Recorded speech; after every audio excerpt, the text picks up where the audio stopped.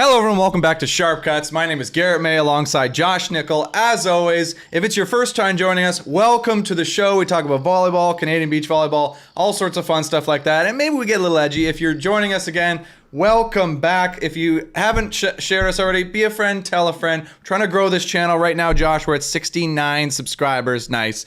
Anyways, welcome back to the show, everybody. We got a lot to talk about today. Sometimes we have guests. Sometimes we don't, and today we don't, so it's just me and Josh, but we got a lot to get into today, Josh. So let's jump in. How you doing, by the way, Josh? You doing all right? You ready to go? I'm great. I missed us, Garrett. I'm sad we couldn't get a guest, but if we have to have nobody, I mean, the show's still awesome.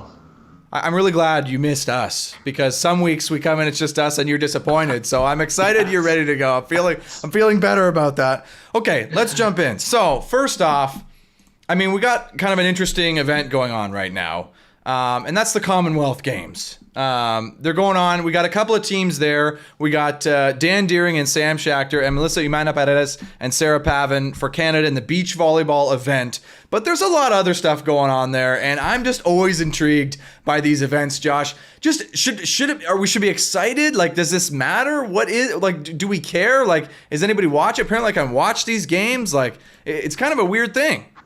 Volleyball Canada is doing a great job convincing me that we should care, because they talk about like the day leading into the games. Like, if you follow them on Instagram, they tell you what time the game is. There's links to it. They're updating the results. It's nice at the schedule that Sarah and Mel alternate with Sam and Dan, so you kind of always know we have a match that day. So they're trying to hype it up. But yeah, as much as I love Sam and Dan, beating Sri Lanka isn't like a fist pumping moment for me where I just get so fired up watching that game, you know? Yeah, I feel you, but let's fight that, Josh. Let's fight that. Let's be the fist pump moment when we beat Sri Lanka 25-10, 25 or 21-10, whatever we beat them by. Let's go, yes! Like, feel good about that. But, I mean, hey, you know what? We can't always give kudos to Volleyball Canada, but kudos to Volleyball Canada. It's a multi-sport games. Absolutely, let's flex those muscles and let everybody know. But, Josh, I mean, I was looking up the sports that beach volleyball is alongside in this multi-sports game, and it's a mixed bag. Am I being harsh in saying that? It looks a bit hit and miss. I would love to see indoor volleyball added to this, but yeah, I don't understand. Well, first of all, I this is just ignorant by me. I don't even understand who's included in the Commonwealth. Some of these countries or federations, Garrett, I'm not sure what they are, but there is a unique feel to some of these sports where obviously, like cricket being in the Commonwealth Games or netball, it just shows that there's a lot of stuff that we as North Americans don't get access to that I think other countries are very good at. Yeah, like, congratulations, everybody. We used to be owned and colonies of the British Empire. I mean, let's have a celebration of that. Kind of a weird thing to, like, be hype about, like, hey, we used to be a British colony. Like, what a weird amalgamation of countries across the world joining up. So, and then you get the weird sports like netball. I don't know what netball is. If you play netball, let us know, comment down below. We need to have you on the show and maybe do a full thing on netball, because it looks like a volleyball type thing going on there. But with the basketball hoop, maybe it could be really cool. And it looks like a really fun gym class game, and I don't mean that in a bad way. It just seems like everybody's running, like, but you can't run with the ball, so it's a big team sport. Everybody's getting connected. There's no backboard on the hoop, so it's not basketball. It's a little bit different, but it seems pretty fast and dynamic. But yeah, I don't remember ever playing that. I mean, there's the traditional Olympic ones like wrestling and stuff's in there, but like, I don't know. It's hard to get behind some of these other ones, Garrett. It really is. Yeah, like 3-on-3 basketball, like, it is basketball, but it's not 5-on-5 basketball. So you get some of those, like, you know, rugby sevens. It's not the full-on rugby, you know, things like that. But then, you know, you get the traditional sports, weightlifting, triathlon, athletics, cycling, stuff like that. But then you get lawn bowling. And that one just kills me that it's in there. It's like, oh my God, lawn bowling next to, like, I don't know, does that not, squash is in there? Like, is squash, is that... I kind of want to see a lawn bowler in the cafeteria next to like a rugby sevens or a weightlifter, just to see like how many different body types are playing at the Commonwealth Games, because that's a different ends of the spectrum as far as sports go. Yeah, but secretly the lawn bowlers are thick and jacked out of their mind. The lawn bowlers are in the best shape. Unnecessarily, they don't need it, but they just are. That would be amazing. So I wonder if lawn bowling's at the same place that like curling was like a decade ago, where like you represent like your local club, and maybe somebody from like Coburg who plays on Thursday nights is like good enough to represent their country, or like if it's become so professional that like, because curling's gotten serious, like the body type for curling's changed in the last decade. I wonder if lawn bowling's on the cusp of doing that as well. Yeah, it makes you wonder about these other sports because, like, you see in beach volleyball, you've got some like professional teams top in the world playing like teams and countries who just don't have a program. Like, you know, they obviously are terrible, but I mean, they can't be blamed for being terrible. It's just like, you know, nobody plays. I wonder if Commonwealth Games is a big enough deal to some of these other countries that that's a reason that they fund their federation. Like, is this the reason that like Ghana has a beach volleyball program, or like Rwanda puts money into it? Like, maybe it's a positive because they get organized for an event like this, but yeah, they're certainly not competitive on the world tour. Yeah, well, I mean, so to bring it back full circle to our beach volleyball teams, I mean, it's gold or bust, like, right? Like, right though? If we lose to Australia to get like that upset, you kind of go like, oh, maybe, but like I think it's podium or bust for sure. Okay, so yeah, so like if we don't make the final, like who else do we got? Like New Zealand, Australia, who else is a threat? Like England plays on the world tour, but if Sam and Dan lose to them, I would say that's a disappointment, right? So I think it's yeah, it's finals or bust, depending when we play Australia in the draw. But like really, it's yeah. Okay. So, I mean, if this airs, if you're listening to this after the results of the Commonwealth Games, I mean, congrats to Canada on a double gold medal. I mean, it's Absolutely. we're fortune tellers here, but also in the past, I mean, congrats to Canada. I mean, Mel and good Sarah. Revenge for Mel and Sarah to take down Talikwa and Maria Faye there, who beat us in the Olympics. So, but good revenge final coming up. I feel it. Yeah, absolutely great revenge. But if you could pick between those two, which you want to get the win. Yes. I mean, is it harsh? I mean, you pick the Olympics. I mean, every time. Okay, gosh, man. Sorry to the Commonwealth Games. I mean, it's not. We're being harsh. Okay, moving on. So we got some other results to talk about. I don't know how much we have to say on this, but the Volleyball Nations League did finish up while we were away for a week. Apparently, some of those games were super exciting. Like some of the finals had some really exciting matches. On the men's side, we had France taking it home, and on the women's side, we had Italy taking it home. So I mean, congrats to them, France and Italy on the women's side. I mean, it not exactly surprise outcomes. You know, great teams, perennial teams getting the win, but. Yeah, Canada not in there for either of those, but some big countries getting the win. I wonder on the women's side if Italy was the favorite. I think that one's a little bit of a surprise for me. I don't follow it that closely. I'm sure some listeners are yelling at their speakers right now, but I think that one was a little bit shocker. I think the way France was playing going into the event and how they've played since the last Olympic cycle, man, they look fantastic. I also gotta give some respect to Irving Ingapeth. He gets the MVP of the tournament. His country wins. I mean, but that France team is stacked. So they have a fantastic setter, and that big guy they have on the right side, oh my God, that guy is an absolute beast. He's big, thick, pounds. I respect the hell of them. But Ingapeth getting the MVP because he's kind of a wild guy. He's kind of got an interesting style, right? You've seen him do behind the back hits, weird jumps and spikes and tips and things like that, which I fully respect somebody who can play entertaining, be high entertainment value and succeed at a high level. So him getting the MVP, I mean, congrats to him there. The rumor is he's been known to have a good time off the court too. It's just funny watching his style where he does play loose and carefree, but if something breaks down in their system, he's not afraid to bark at guys either, which I think is kind of a cool vibe to play for a team like that you're going to have fun, but you got to do your job. Oh, I mean, I love that the most. Of course, it's volleyball we're talking about here. You don't need to be in perfect shape, nutrition, what else? Oh, sorry. Right. National team coach. Okay. Yeah. My bad. This guy has fun off the court. Yeah, gets the MVP of absolutely. That's the beacon of our sport right there. Congrats. Always following curfew, in bed on time, never too silly. Yeah. Yeah, absolutely. Absolutely. Okay, moving on, Josh. We're on fire. We're just rocketing through this episode. So we got a few comments to touch on and address. That's the way we like to be. If you want to communicate with us, let us know. Hit us up in the comments on YouTube. If you don't know we're on YouTube, yeah, we're there. Sharp Cuts Volleyball, hit us up. So for the past few weeks, I've had a bit of a back and forth with frequent listener Derek Dedman. And he called me his clown of the week because of my take on Team Canada. And I retorted by calling him clown of the week for him calling me clown of the week and my take trash. And it seems to have come full circle here as Canadian. It's a very Canadian argument that's happening right here. As Derek responded, taking it on the chin, he said, honored to be clown of the week nominee. If all one needs to do to be clown of the week is disagree with Garrett, then I assume a high percentage of listeners may be clowns as well. And I mean, Derek, you're absolutely right. You're absolutely right. All all of you are clowns if you disagree with me. And I mean, of course, great guest this week. So awesome. Yep. Thank you so much, Tom, for joining us last week. That was an awesome episode. Last week's link in the description if you haven't seen it.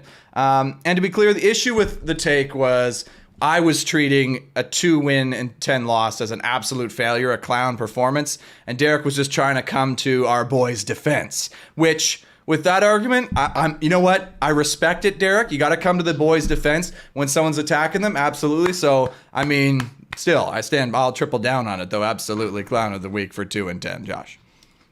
Well, if anyone doesn't follow Derek, Dead Man's Beach, they're doing great stuff in the community, Garrett. That court is buzzing. He's got one of the best backyard courts, I think, in all of the land. So, I mean, he's obviously passionate about our sport. And if he wants to get on us, more specifically you, I'm all for it. All right. Well, then here's another one. Which backyard court is better?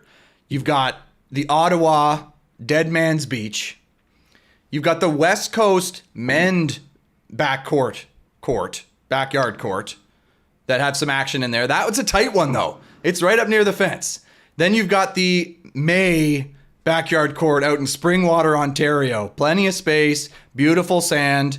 You know, trees are a bit in the way on that one, though. So that does, it does pull it back a little ways. But so which has the top backyard court between those three? Nobody really has been to all three, though, have they?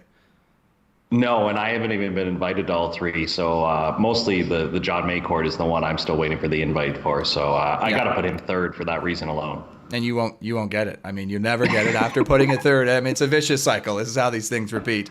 I was talking to my biological father, actually, because I will be in Toronto for the month of September. So if you're in there and you want to connect, hit me up. I will be there. But he said, oh, yeah, Garrett. Oh, well, definitely. We're in the backyard court. We're hosting a tournament. It's the Garrett May Invitational. And I was like, whoa, wait. What do you mean the Garrett May Invitational? Like, I got to defend? Like, I got to play? Like, I got to get in there? I'm like, I'm not ready for that. Like, you're going to bring in good players to play? I'm not ready. Who's my partner? Like, do I have a good partner? And it's like, no. I was like, okay, well, I'm absolutely screwed then. So you're going to have to set me up with some guys who, A, are terrible so I can beat, but B, a good partner, Josh. So can you help me? We can definitely help in that area. There's a lot of people who would love to play on that court. Just who the are legend. Brutal? Like I think people just want the invite to go there. So yeah, we could stack it that you get the best partner, and then other people will just be happy to be there. I absolutely need that. Like at this point in my career, 100%. So I appreciate that. All right, well that's it for the comments. Oh no, we did have another comment. So Paul, we got to apologize for the audio quality, but this is the kind of quality guest you get on the channel. I mean, Paul said someone needs to fix the sound quality. We're doing our best here, okay? The budget for the show is painfully low. I don't know if you've heard, but we don't have the budget for the nice stuff. Josh and I got those silky smooth mics, though, don't we, Josh? Like, when it's just Josh and I, this audio quality cannot get any better. Yeah, and we're using a free platform to record this, so I hope someday, Garrett, we have a budget to be all professional. But thanks for Paul for trying to turn other people onto the show. We just kind of fumbled on that one. Yeah, that's a bad timing to try to show somebody the shows when the audio quality is bad. But sounds like the audio quality is good today, so be a friend, tell a friend. Help us out, Sharp Cuts Volleyball. We're trying to grow this thing. 69 subscribers, nice. Let's get to 70. Probably not. Okay. We're almost approaching the episode number to guest ratio that I absolutely hate. If we ever pass episodes versus subscribers, I think that's time to pack it in. Yeah, I agree. We were there, though. We absolutely were there. So we need to keep searching. So hit that subscribe button. Appreciate it. Just shallow plug throughout the episode. And it will continue. So get ready. Okay, moving on. It's time for everybody's favorite segment. What we still don't know if anyone actually likes this segment, but we do get comments about people who we call Clown of the Week. So let's get to it, Josh. Players of the Week and Clowns of the Week. I got a few. So I don't know. Do you want to alternate here, Players of the Week? You want to go first? What are we doing? I can go first. All right.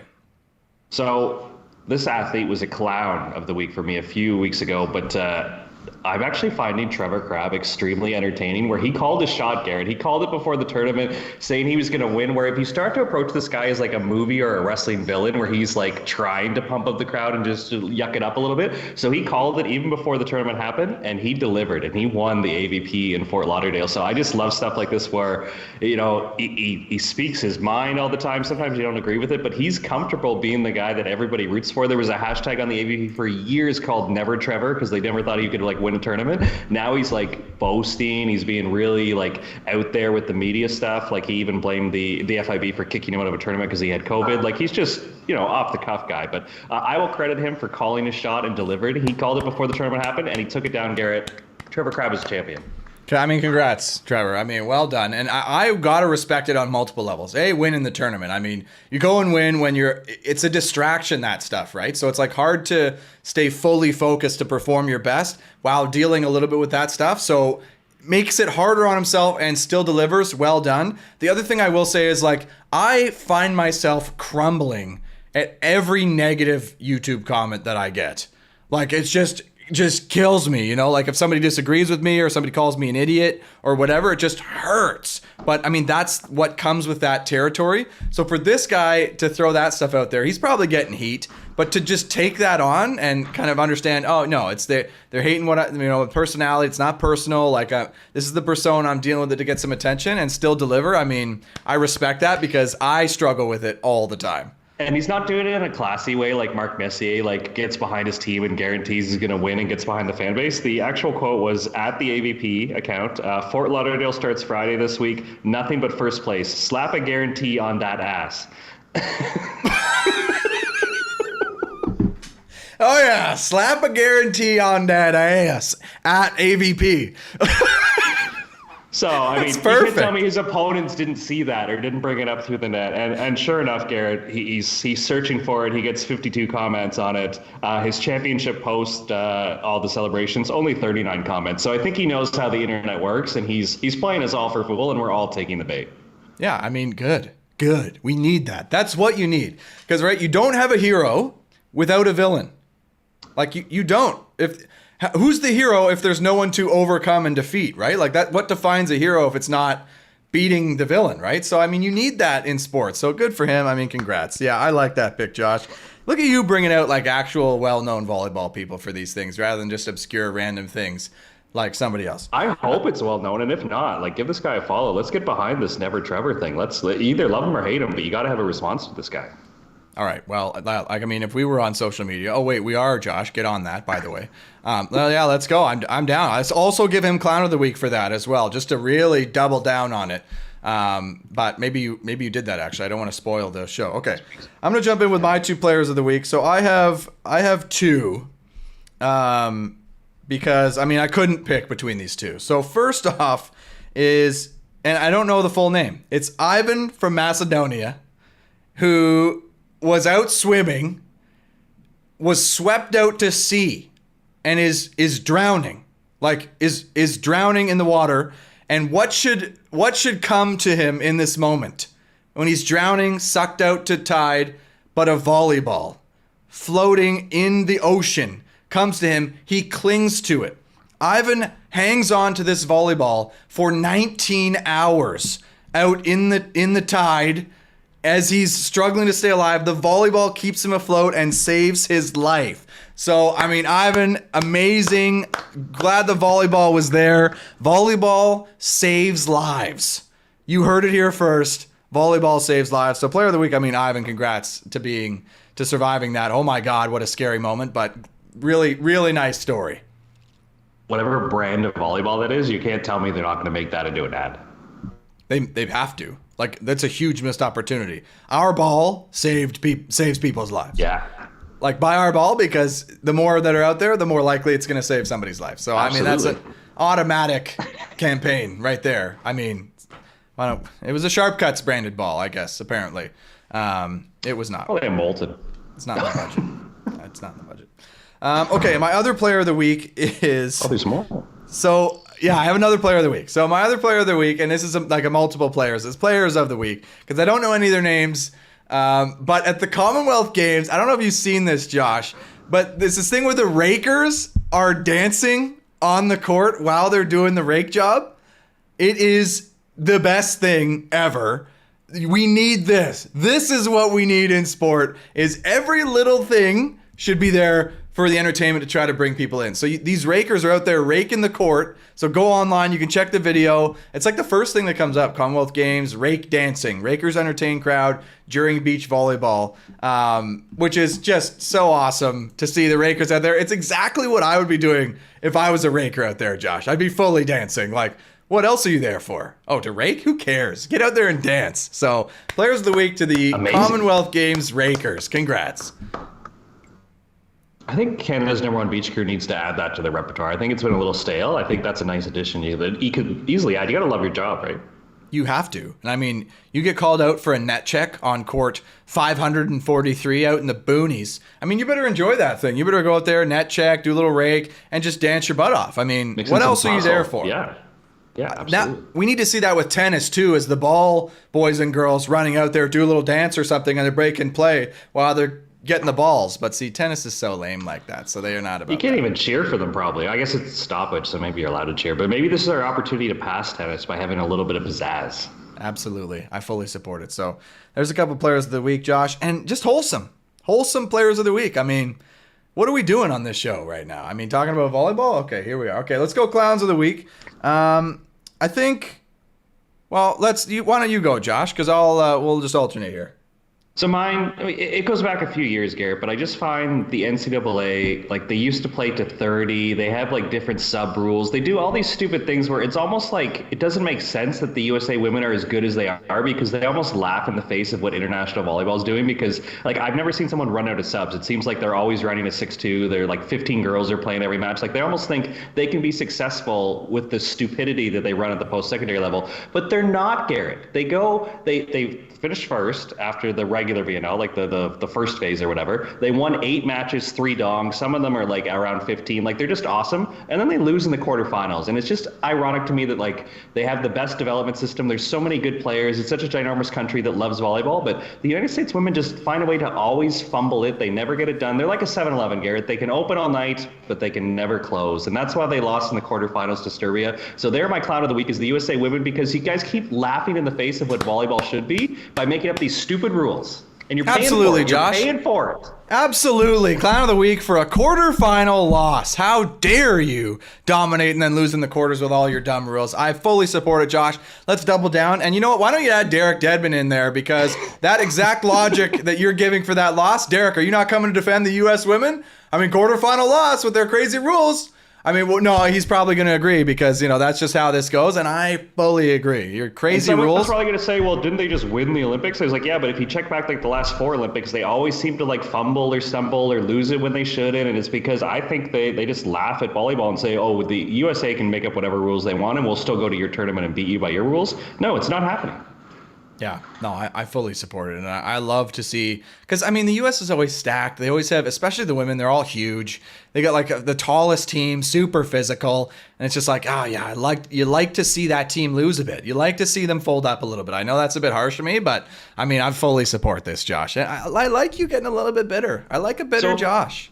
For our listeners here to say, oh, yeah, they won Tokyo, but if you go back to Rio, bronze, should have won. They won second in London, should have won. Silver in Beijing, should have won. On home soil in LA, silver, should have won. Like, I'm not denying that they're very good, Garrett, but they never win the big one. And I think they don't respect the volleyball gods with this unlimited subs. At least they play to 25 now. When they used to play to 30, that made no sense to me. Like, it's just shenanigans. Yeah, I agree. They never win the big one, except for Tokyo Olympic gold. That's the one asterisk. Yeah, I mean, even that. I mean, they should have won better, you know. So yeah, I fully support the petty clown of the week, and I'm down for it. Okay, so it's funny you mentioned that because my clown of the week is also in that vein, Josh, about the U.S. University women's volleyball. So this is a bit of a long walk, so bear with me here, but I think it's worth it. So my clown of the week is Chelsea Lucas. Now, if you haven't heard of Chelsea, I don't know if I should be just spreading these people's names around, but I read it, there's articles and stuff. It's a big deal. It was on First Take on ESPN. So like this story got covered and we got to cover it a little bit. So she was hired as the coach at a school, I think called Grambling State. There's so many schools in the U.S. So I don't know what division this is, whatever. There's 100 divisions. So she gets hired, a coaching job. I mean, great. We both worked a coaching job in college teams. She probably made 2 or 3 times what we make now. So, I mean, there's that. But so she gets hired as a coach. Was a former player at a division rival. So, first off, that seems a little bit like crazy. Like, so you play against this team for your 5 years, you become a coach, and then you get hired by like a rival team. Okay, fine, whatever. You're a professional. So comes on to the team, and in her like last year in a competitive game as a player, this Grambling State, in the crowd, the fans yell stuff, and at the end they have these chants. At the end they say "bitch," like at the end of it, and it's kind of harsh. Like I mean, it's a pretty loaded word, right? So like at women's sport to be shouting that out, but apparently to do it for all sports. That this is like the school's thing. And so this woman competes against this team, is getting called the B word while she's a player by the entire stadium, goes to that team as a coach, and for the first 3 practices, basically just has them run lines. Punishment style drills, runs them hard, and then has the 12 then decides 12 players who are on scholarship, you're not on scholarship anymore, you are cut. 7 walk-ons, you are no longer a walk-on, you are cut, and basically cuts everybody from the entire program out of sheer bitterness. Then 2 weeks later, gets fired. Oh my God. Like, what an absolute train wreck this Grambling Chelsea Lucas situation. Maybe I'm not doing it justice. Check out the articles if you're interested. I think Stephen A. gave a take on this program and how crazy it was. But I mean, oh my gosh, can you imagine, Josh? Like, getting hired, you're so bitter when you were a player, you cut the entire team. Like, how petty is that? And then you get fired because obviously you cut your entire team. What are you doing? Now, the administration, Josh, after she cut the entire team, put out a comment, like a statement saying, you know, we support our coaches' autonomy to make decisions that they think will be best for their program. And it's like, what? Are you serious? You cut your entire team, and then they fired her after that. The whole program. Oh my God. So yeah, look that up. Maybe I've told it wrong, but that was, I mean, I'm taking notes. I'm like, I want to get this right. So what a story. Sorry that was a bit of a walk, but holy.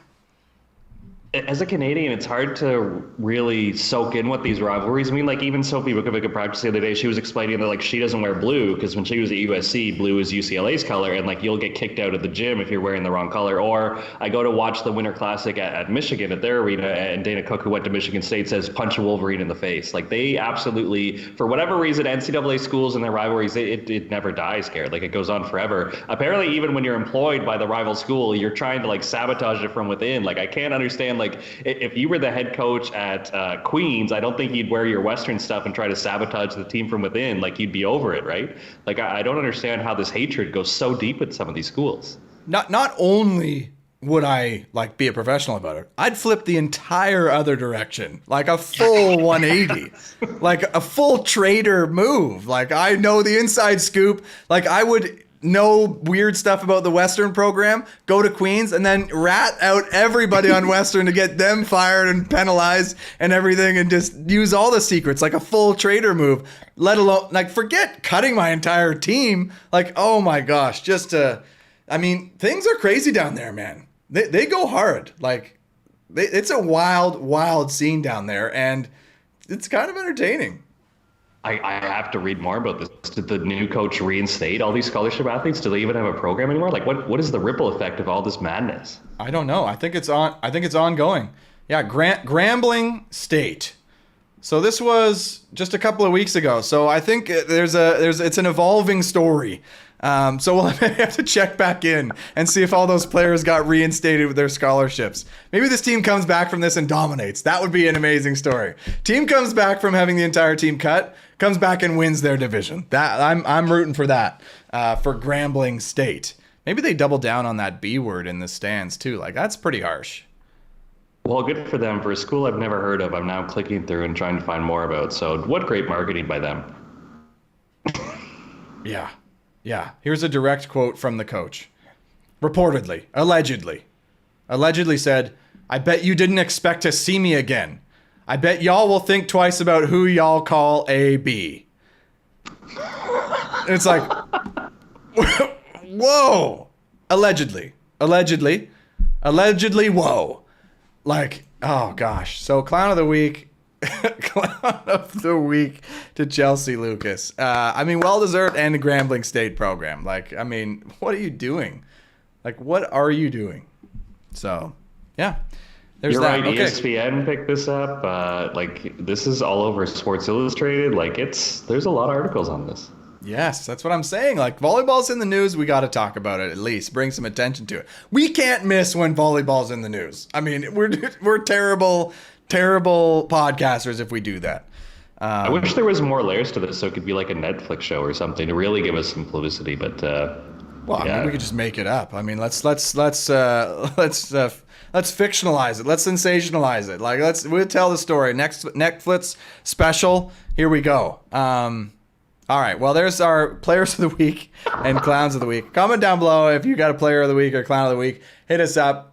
Give us some of that ammunition. If it's us, let us know. I mean, we may deserve it, but we need to know why so that we can absolutely bury you for your stupid reasoning.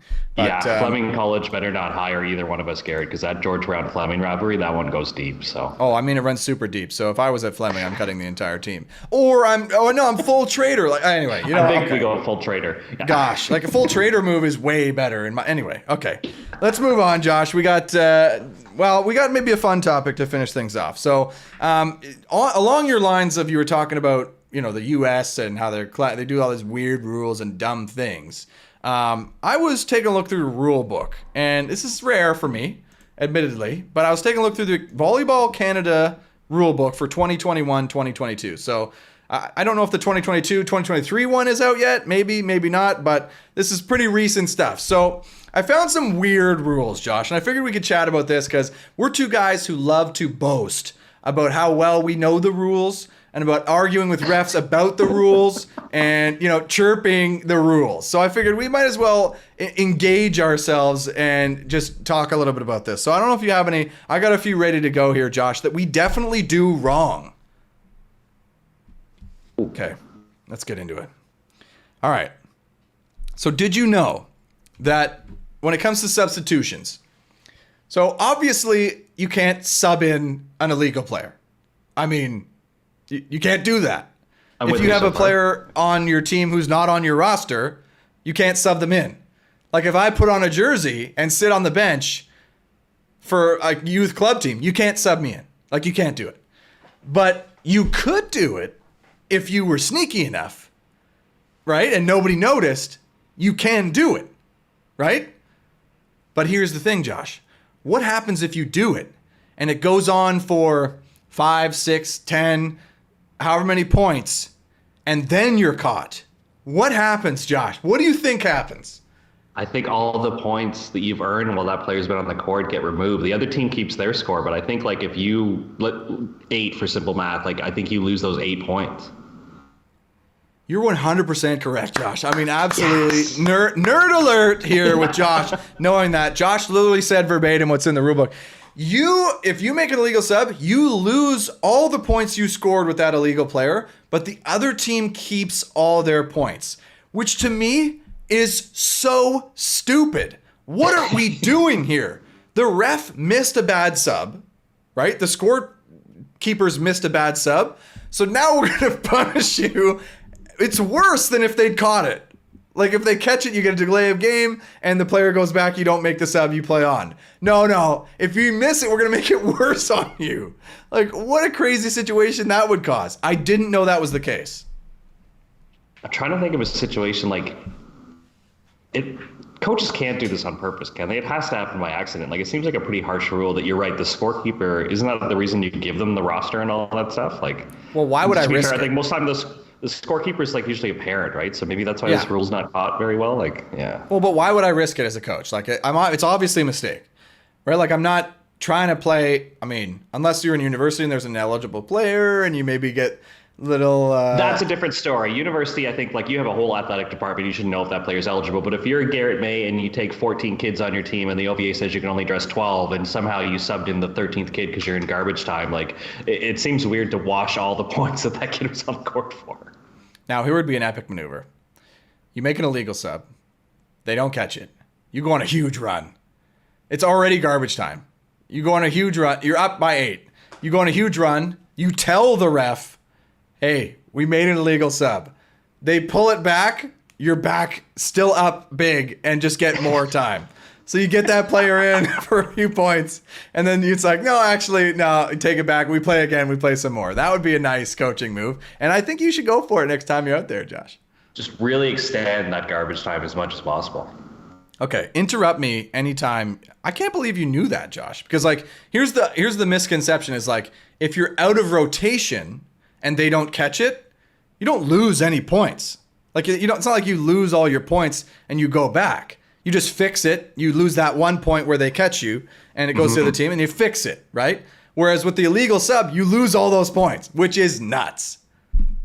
I didn't know that, and I'm surprised you did. How did you know that? I've seen some things, Garrett. I've seen. Oh, come on. You nerd alert. You read the rule book every time you go to sleep at night, don't you? When you work for the OVA and you work Ontario Championships and you're there from the start till end, like you see some situations come up now and then. So this happened. Oh, yeah. Oh. You've seen this happen. Oh, yeah. So what are these idiots doing, these refs who miss this? I guess it's in games where there's one ref on the stand and it's parents doing the score. Yes. The worst one I've ever seen is like, you know how coaches write in on the lineup card and you have 1, 2, 3, 4, 5, 6. Like the parent didn't know what 1 to 6 was, so they just wrote the numbers down. So the players are going through the rotation and it seems like they're out of rotation every single time, but they're not because that wasn't the way. And it took forever to figure out that they just wrote it wrong on the sheet. That was at least an hour delay, Garrett, until somebody actually figured out what had happened. Like just the madness of our score sheet sometimes makes it like impossible for a parent to really know what's going on. Yeah, like if I write them down on the sheet in the wrong order, then you go by the sheet, right? Nobody polices the person writing in, or the ref should, but if they miss that part of it, the whole game is messed up. Oh my God. And then they call them out of rotation. You lose a point, but you shouldn't have because you were good. Yeah, so do we give that point back? Two left sides in the front row at the same time, right? So then you're trying to protest and basically like that was the maddest day I think I've ever seen. Oh my gosh. Yeah, refs, get it together. Get your head on straight. Check for mistakes. Turn it off and turn it on again. Is it plugged in? Like, come on. These are basic things. And it might be right 99 out of 100 times with that one time. You're never going to figure it out until it's way too late. And then you're like, what do you do? Just restart the set? Like, it's just chaos. That's a great point. Okay, stop me anytime, Josh. You got a good one. But I got a few more here that we can cover. Okay, so I was looking up because I was interested about sanctions and red cards and stuff. And so most of it was what I expected. Most of it was, they can give you a red directly if you have like bad conduct, you swear, you're rude, they can just give you a red. It's a point. And then they can give you the double red, yellow, you lose the set, or you're out for the set, you give the whatever, you lose the match. Like you're out for the match. Like they can do that stuff at their discretion. The one thing that surprised me though is I always thought, and I've seen this happen, and refs do this wrong, is the delay warning is its own separate thing where you get one delay warning and then the next delay warning is a red card. Like it's worth a point, which all the time I've seen delay warning, then a yellow card, then the red card, right? And that really isn't the way it should be doing. So like, I'm thinking about me, every time I got delay warning, I was like, I'm fine. I still got the yellow. And I would get the yellow. Like I would still get the yellow if I was delaying the game further. I go, okay, now I'm in trouble. I don't want to do this again. But that's not actually the case. You can get a red directly after the delay warning, which is crazy to me. Did you know that? You probably knew that, you freaking nerd. I did, and thankfully Andrew Robb was in earshot because we were discussing it again on Ontario Championships. Because at George Brown one year, we got a delay of game warning, Garrett, because somebody tied their shoe and we were up 7-2. So I went to the officials like, what are we delaying the game for? We're rolling right now. But anyways, yes, like because a delay of game warning to me for an official is so like if you roll the ball to the wrong side or if you tie your shoe, like they can give it out for anything. So to give it on something so fluffy, like I get if you make a wrong substitution, there are ways to slow down our game, or you take your third time out because you pretend you didn't know it. Like there are ways to give me a delay warning, but to give one for that, then to have a point ready to go on the next one, I get livid about that stuff. And then some of the officials who don't know the rules very well, they say, oh, what's the big deal? It's just a delay. No, because the next one's a point, and you're going to somehow like screw this over for me. Yeah, like people don't know that, Josh. Like refs don't know that. Like you get refs who don't understand that once you give a delay, the next delay is supposed to be a point. Yes. Like that's what it's supposed to be. And I think if people knew that, like if that was more in the culture, people would let more go in terms of discussion with the ref, because there'd be the understanding that like, okay, so I'll give you a verbal warning. I won't give you the official warning until it's warranted, but I'll give you a verbal warning. I say, hey, if you keep this going, this is your verbal warning. Great, you haven't done anything, but now I understand that like, okay, you're warning me before you give me the thing, and then if I do it again, I'm getting a card, right? Because I don't know how many people, what percentage of people would know that that's the case. Like, I should have had way more red cards than I've had because of that. Most definitely, yes. Like, no question. I've gotten like delay and then yellow and then a few reds now and then. I got a few reds. Yeah, before. some reps are so easy with the delay. Like I said, like the shoelace, or you roll the ball to the wrong side if you have like ball shaggers at university or college, or the wrong something, I think it is. Or like I send my captain, ask a question, they come back and I try to send them again. The ref goes, no, I already gave you the answer. Like that's a delay. Like there's so many like fluffy ones that could lead to a big point like later on in the match. Like if we get a delay warning and we're up 19-18, like you don't think that rattles many teams? Like. Well, yeah, and like if you give it to a player, right? So if they give it to a player and they happen to give 2 to the player, then the next one, the player is out for that set, right? Because like I didn't know that layer of it. Well, so like if you get a red card, your next any sanction is the red and yellow, right? Because you've gotten the red, so the next is like you're out for the set. That's kind of the progression, which is kind of crazy to think about too. Is like. So I could get expelled from a set for 3 delay warnings.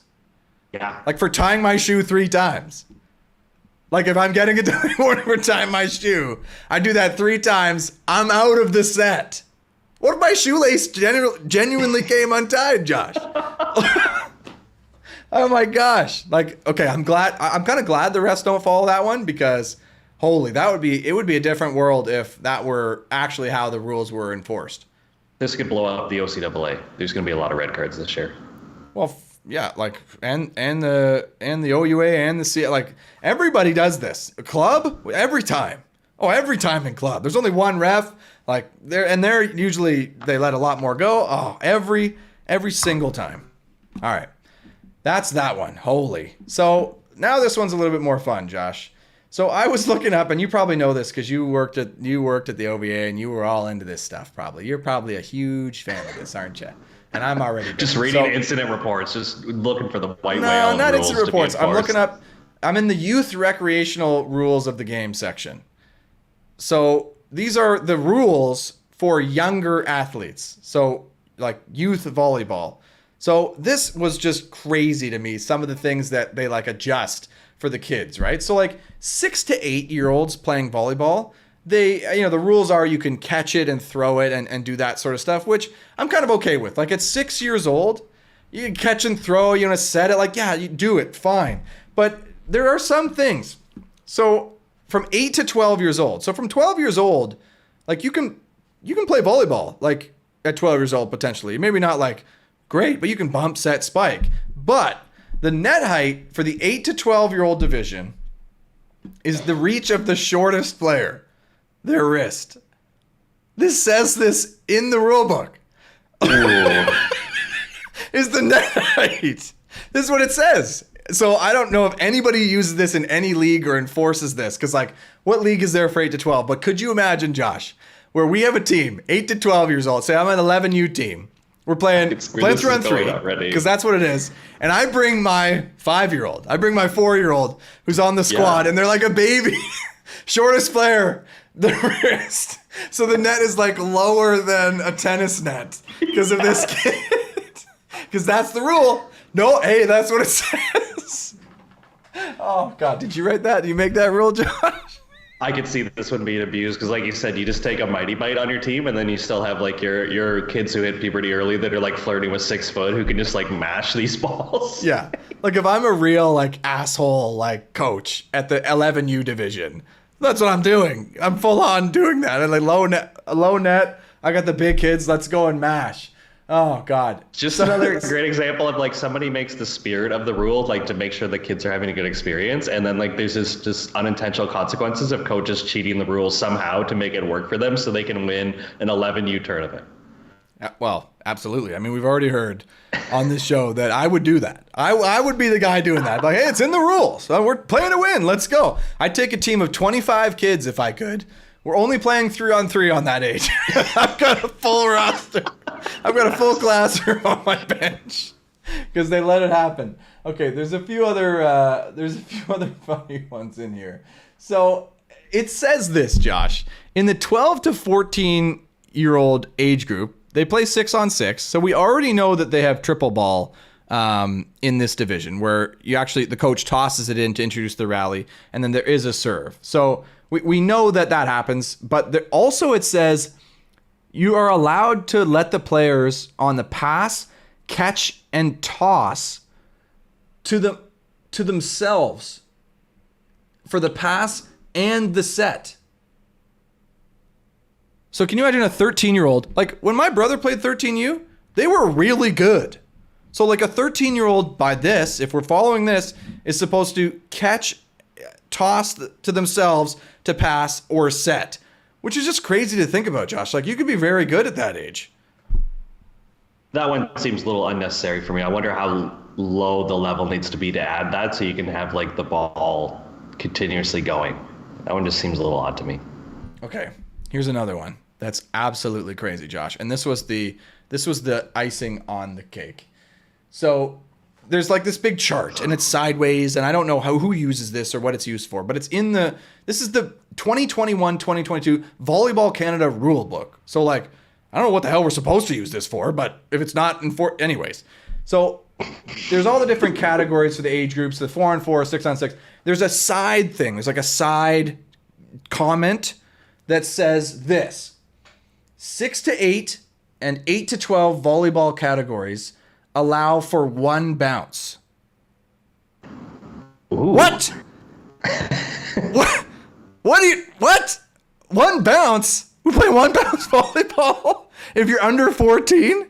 No. Like, does anybody do this?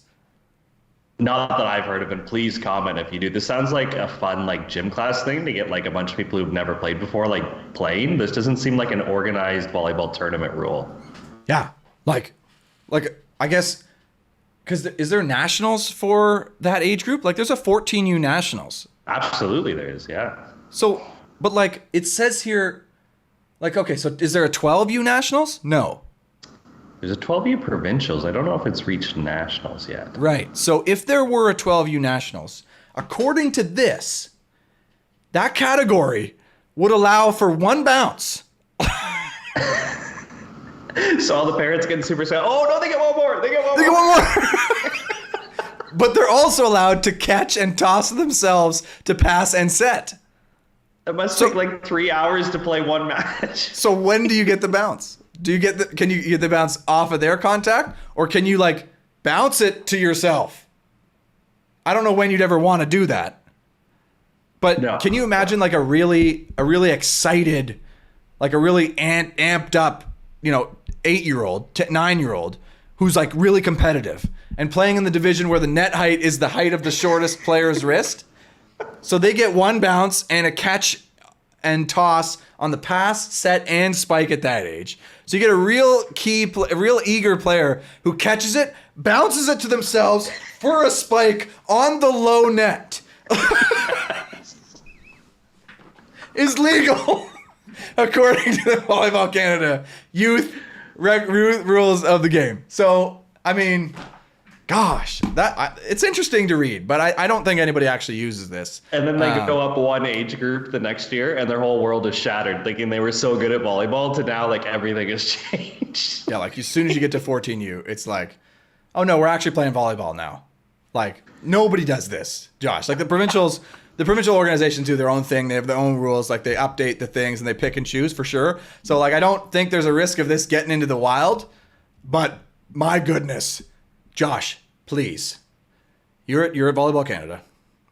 I would love to see a youth tournament where with these rules, a 14U tournament, screw triple ball. We're playing full catch, one bounce rule, toss. And the net height is the height of the shortest player's wrist. My goodness. That would be a blast. The worst part is the kids would absolutely love it. And some coach or parent is going to say, this isn't volleyball. And they're going to put an end to it. But those kids would be having fun the whole day. So why does it have to end at kids, Josh? What if we had an adult tournament with these rules? You really game the system. Because, like, you're adults, so the height of the net thing with the wrist thing is like, it's both teams. Like, if you have a really low net, it's like, okay, who's that really benefiting, But the catch and toss and the one bounce rule, you could think about the strategies for that, Josh. Because if you bounce it high, that helps me. It's a free ball. Yeah. Right? Which you like. But so you got to bounce it strategically, but you get a catch and toss to yourself as well. Oh, man. Crazy. That'd be so much fun. So I think this would be a lot of fun.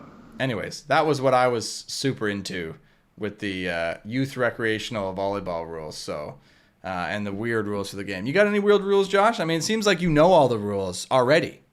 The one that bugs me the most is when you get to the level, so either 18U or college university, and they give you a down official, and the only thing the down official does the whole match is blow at your bench and just go tweet, tweet, tweet, and stop them having fun. As you're explaining the delay of game rule, is that a delay of game if my bench is having too much fun? Because now the whole team can get a red card because my one box squad guy ran on the court at a celly?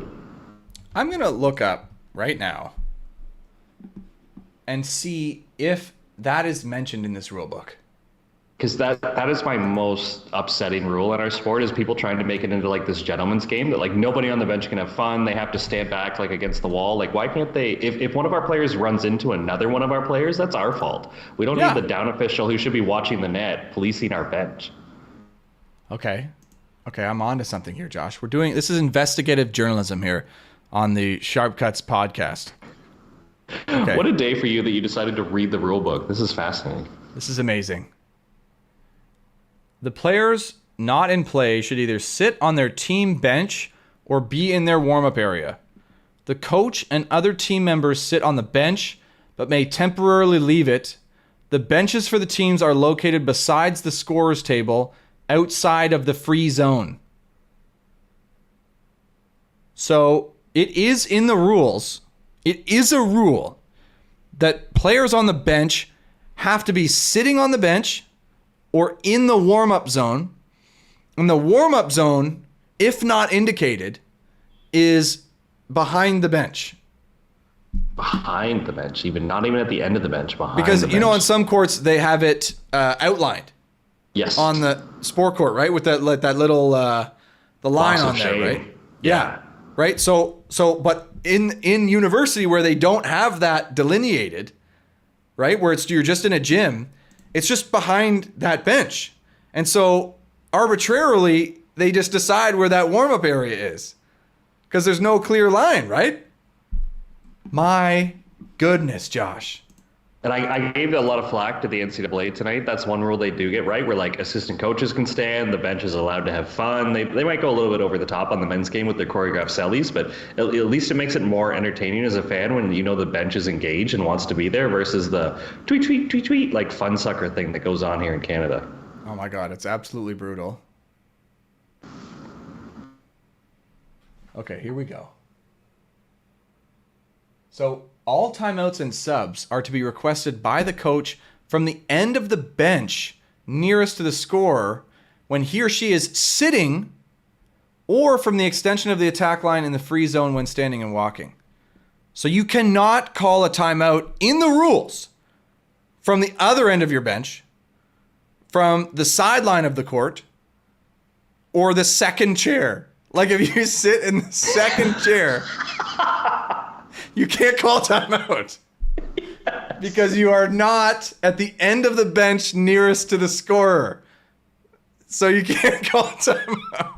Man, when you read this stuff, it kind of makes you go like, damn, like if I was doing my ref certification, I have to pass this test.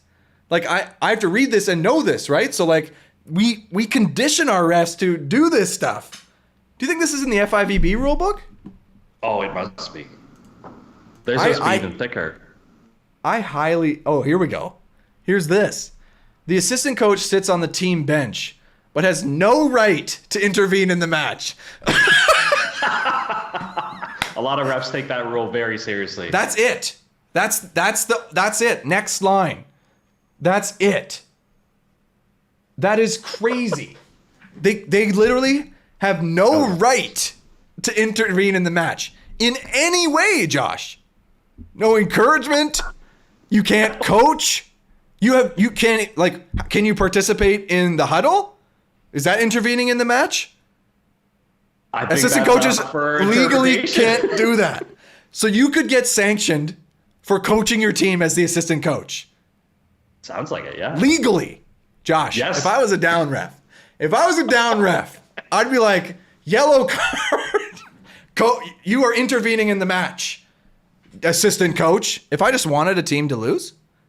Are you kidding me? Sounds really easy. A couple delay warnings, a couple assistant coach cards. Whew. Well, yeah, but here's the thing. If I do that, then it gets to the point where, okay, yep, sanction. Okay, yeah, I take you out of the set. It's only 2 points for the other team. And then they're gone. I can't sanction them again because they're gone. Legally. So, well, we got to find some other ways. Man, I highly recommend. If you're still listening to us, thank you so much. This is a weird exercise that we've gone down here, but I'm having a blast. Go into the rule book and just Control F on this PDF for keywords you want to look at. Like sanctions, an interesting one. I Control F bench, and just crazy what you come out. It's weird to me what they trust the ref to interpret. Like we had a friend of the show, Dimitri, on. He came and talked to our guys about some like weird rules and stuff. And when one guy asked about like if you set the ball over but it's windy and like the wind takes it over, the way Dimitri described it, I'm paraphrasing here, is the refs can't judge intent, Garrett. So sometimes they let stuff like that go and sometimes they don't because they don't know if you were deliberately trying to set it over or if the wind took it. So like just the weird way that they're teaching refs about like intent and purpose, it seemed like a really weird thing where like, don't you want the rules to be as black and white as possible? Like, he set it over, but he wasn't square, but he didn't mean to, Garrett. So I'm going to say he didn't mean to do it. So that's his point. I agree. But is there even anything in the rule book about setting it over and being square? Like, why can't I set it over? Like, you'd have to have the beach rule book in front of you, and I would like to see the wording on that. Right, but what's the difference if I set it on my side clean, but I direct it, or I set it over and I direct it? It's both a contact. Why am I ever getting called for setting it over? Like, is that even a rule? Or do we just go, you directed it so it's a lift. It wasn't clean. It's like we do that all the time. Like when I set handset from the baseline, I'm chucking it hard. I'm taking it in and throwing it. That's a lift for sure if it went over the net. Like, what a weird, like, is it even in the rule book? We don't know. We just know that is a very good point. Yes. Right? Like, why shouldn't it be okay to volley it over the net if it's clean? We can do that in indoor. Yeah, you can get weird with it in indoor. Yeah, like, what? I can't dump it. I can't open hand tip it because oh gosh, man. So, and this one too gets me, Josh. During all timeouts, the players in play must go to the free zone near their bench. So the free zone is the space between the bench, the sideline, the attack line extended, and the warm-up area at the back of the court. So it's like your team's area. That's the free zone. So in the rules, you have to be there during all timeouts. So not until the timeout is done can you go back onto the court, which is just such a dumbass rule. What if I want to stay on the court? Who cares?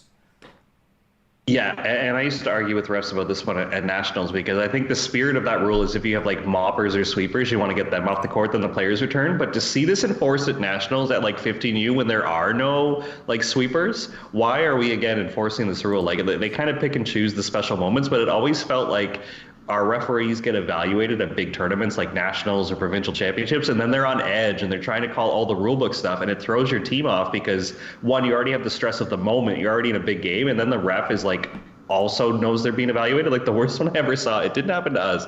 It happened in Sheridan at OCAA.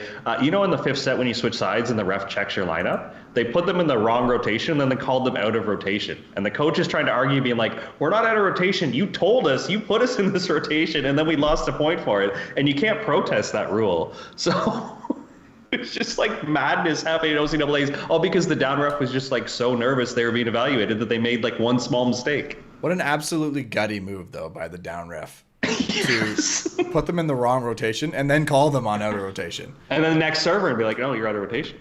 Yeah, like immediately. Like, no, you guys are here. It's your serve. They serve out of rotation.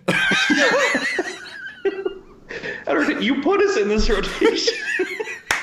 Was it the same rep? Because, like, it's also gutty if the up ref, like, so say the down ref goes, yeah, you guys are here, this is how we are. And then the up ref goes, no, you're out of rotation. Watched the whole thing the entire time. Watched it happen, and then it was like, oh, this will be good. Like, oh, I know my down ref's getting evaluated. Watch me bury them. Yes, absolutely. Like, but when you say it like that, you kind of go, what are these idiots doing? Like both of you are watching this happen. I don't care who called out a rotation. You watched this happen. Like you're being an asshole. If this happened in any other profession, like if I did this in the office, so say I work in video game development. So say I go, hey, programmer, you're working on this task. And then I go to my boss, I go, hey, this programmer's not on task. They're doing something else. It's like, no, I just told them to do that. Like, yes. Unacceptable. Like, now I'm in trouble because I'm being like a sociopath, basically. Okay. Here, authority. The authority section, Josh. Here we go. Okay. The second reference. This is rule 24.2.4. Imagine if you could cite that in a game. That would be crazy. The second referee supervises the team members on the team bench and reports their misconduct to the first referee. So it is written in the rule book that the down referee is a snitch. Yeah, they don't have the authority to make the call, but they can rat you out to the official who can. They're a full snitch, which is just crazy to be written into the rule book. Like, you know that snitches get stitches, so... Wow. I mean, definitely, this is a hilarious exercise. Wait. Okay, so there's also a penalty area. Did you know that, Josh? Ooh. There's a penalty area in volleyball. That's a trivia question right there. Where is the penalty area in volleyball? Multiple choice, and one of them should be doesn't exist, because everybody would pick that. Be like, penalty area doesn't exist. No, in each half of the competition control area, there is a penalty area located behind the prolongation of the end line outside the free zone and should be placed a minimum of 1.5 meters behind the rear edge of the team bench. So there's the warm-up area behind the team bench off to the side of the court, and then behind that diagonally is the penalty area. So if you get a red card and you're out, or if you get a red and yellow and you're out for the set, you got to go stand in the corner. I would like to see this. You got to go stand in the corner. Like, what if you're at a gym where they just don't have that? So, like, imagine at like a college gym where like the players are behind the bench, which is right up against the wall and right in the corner. So if this happens, by the rules, there's supposed to be a penalty area behind that. So you literally got to go and stand in the corner. Oh my God, Josh. This thing is a gold mine. We should write a book about this rule book. I've seen a lot of things. I've never seen the penalty area enforced. Yeah, never. Right? But you know what rule they do enforce? You better not step out of that warm-up area. Otherwise, you're getting tweeted all freaking game. They could give you a delay of game for that. I wonder if you do it once. Ever been sent to the sin bin? Like, I'm trying to think of what coaches would get so fired up that they got sent to the penalty area. I mean, it happened to Crush one time, but I don't think they used the penalty area. Like, the head coach got a red and yellow, so it was out for the set. but then like just walked around and joined them in the next set. So they just kind of stood off to the side, which is kind of weird. Like, it's such a weird. We have such Was it a your weird dad sport. or Kadu? It was Kadu. We have such Yeah, a of course it weird was. sport, you guys. Thank you so much for listening, watching. If you're still with us, if you're listening at 2 times speed, I mean, awesome. If you're listening in full speed, if you're watching us on YouTube, thank you so much. I mean, we don't deserve it, but we appreciate your support. Yeah, anything else you want to tell the folks, Josh, before we sign it off? No, thanks, Garrett. This was fun. Are you thanking me? Do I ask you, hey, how did it go? I don't know. Should we should we just evaluate it together? How we thought it went? When we started the episode, I didn't know how much fun looking in the rulebook would be. That was an unexpected amount of fun to do. So Yeah, we thought this was going to be a faster than usual episode. We spent a lot of time on the rule book. I'm glad for it. I may just have to like put a rule book in the thumbnail. Like I don't know how I'm going to do that, but if you click it on this video and it was the thumbnail, you'll see my results. All right. I want to read the authority chapter. That sounds like the most fun. Yeah, we shouldn't spoil it, Josh, because people should go and look at it. Oh gosh, authority, hilarious. Oh my god. Chapter 1, authority. Yeah, this is hilarious. Go look it up. The first referee has the power to decide any matter involving the game, included those not provided for in the rules. That is a gray area at best. That is all-consuming power. So if you find something in the rule, if you find something that's not in the rules, the head referee has authority over it. Josh, the referees have a lot of authority. I need to maybe get in on that game and get it going. I don't know. All right, that'll do it for this episode. Thank you guys for watching. We should shut it down before. If you're still watching, thank you. Thank you so All right, Josh. Have a great week. We'll hopefully see you next week. Thank you so much for watching, and we'll see you next time.